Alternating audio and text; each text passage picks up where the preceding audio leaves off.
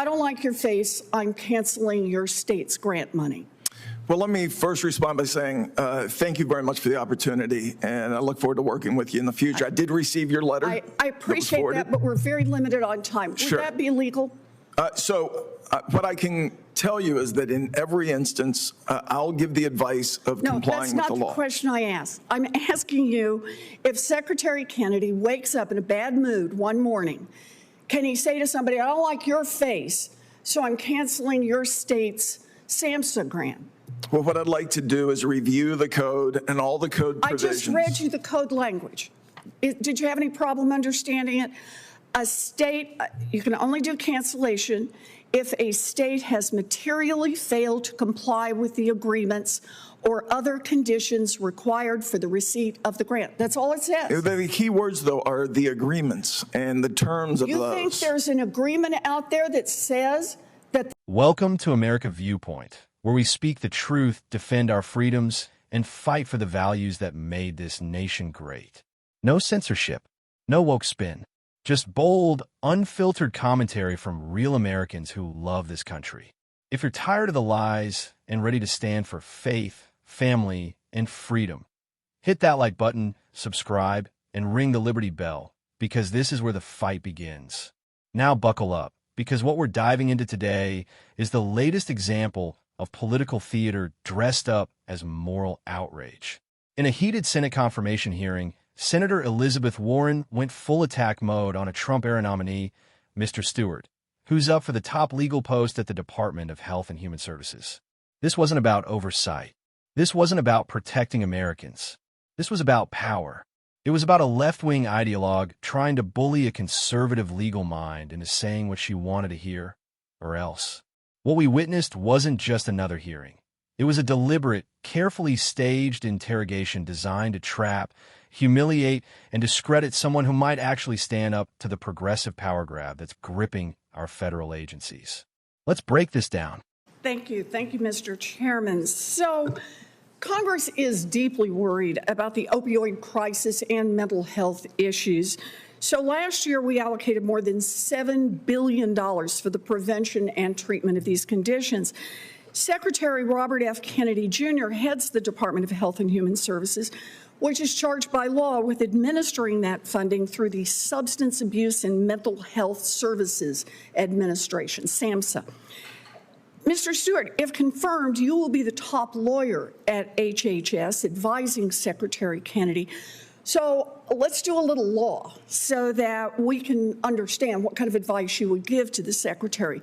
42 U.S.C. 300X-55 says, HHS shall terminate SAMHSA grants only if, quote, a state has materially failed to comply with the agreements or other conditions required for the receipt of the grant.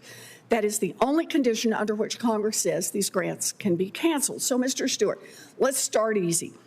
I've read you the statutory language. Can Secretary Kennedy wake up in a bad mood one morning and simply say to the worker who is running a suicide hotline, I don't like your face, I'm canceling your state's grant money? Well, let me first respond by saying thank you very much for the opportunity, and I look forward to working with you in the future. I did receive your letter. I appreciate that, but we're very limited on time. Would that be legal? What I can tell you is that in every instance, I'll give the advice of complying with the law. No, that's not the question I asked. I'm asking you, if Secretary Kennedy wakes up in a bad mood one morning, can he say to somebody, I don't like your face, so I'm canceling your state's SAMHSA grant? Well, what I'd like to do is review the code and all the code provisions. I just read you the code language. Did you have any problem understanding it? A state, you can only do cancellation if a state has materially failed to comply with the agreements or other conditions required for the receipt of the grant. That's all it says. The key words, though, are the agreements and the terms of those. You think there's an agreement out there that says that the Secretary can cancel a grant because I don't like your face? No, so I think that, so I don't believe that's been the case. I don't believe that's ever happened. I have no reason. I'm asking you about the legal advice you will give. And I want to understand under a statute that says these are the only conditions under which a grant can be canceled. Do you think Secretary Kennedy can say, I don't like your face, so I'm canceling your grant? So accepting that term, I don't like your face, what I'm telling you is that the terms and conditions of those agreements matter. And so we have to review those. I don't think any of them say, I don't like your face. No, I agree with you on this, but I haven't heard Secretary. Look, we're 3 minutes into this. Can I just have a, yeah, that would be illegal? That you can't cancel a contract, to my knowledge, because you don't like somebody's face. Okay, let's do a second one.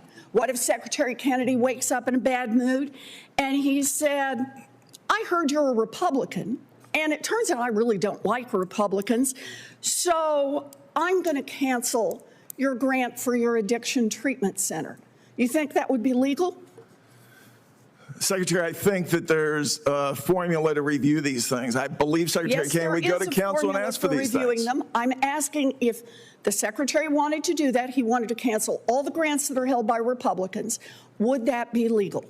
My advice would be to follow the rules and the laws with respect to every one of these. You are the one who's supposed to tell him how to interpret a statute that says the only conditions are if the state is not meeting the terms of the contract. We've got to meet the terms of the contract. If they're outside the terms of the contract, it can be canceled. Okay, so can he cancel because you're a Republican? If it's not included in the terms of the contract, no. Bingo. Okay, so the answer is that would be illegal, right? How about the third one? Your work is no longer necessary. Your state's grant is canceled.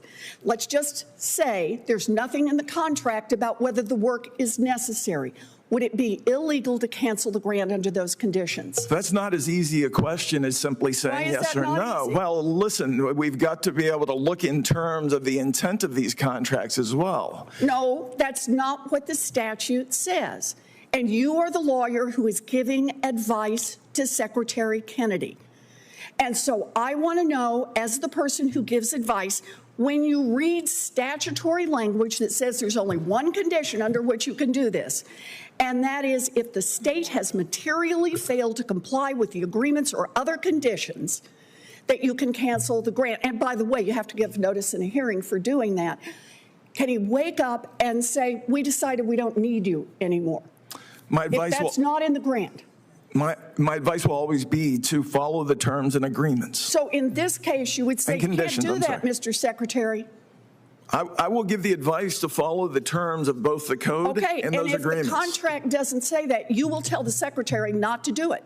In every instance, we will follow the terms and conditions and make sure we follow the code. Well, I really hope you do follow the terms and conditions in the agreement, because that is exactly the letter that Secretary Kennedy sent, canceling projects all over this country, and the only grounds he gave were grounds that are not in the contract and clearly in violation of the law.